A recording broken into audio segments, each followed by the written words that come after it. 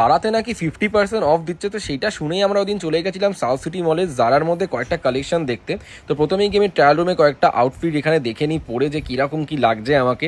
তো তোমরা একটু আমায় গেস করে বলো যে আমি কোনটা আমার নিলে খুব বেটার হয়। আমি কিন্তু এখানে অলরেডি দুটো আমি নিয়েছি, সেটা আমি বলবো না, সেটা ক্রমশ প্রকাশই থাক, তোমরা আমার ব্লগে কিন্তু দেখতে পেয়েই যাবে।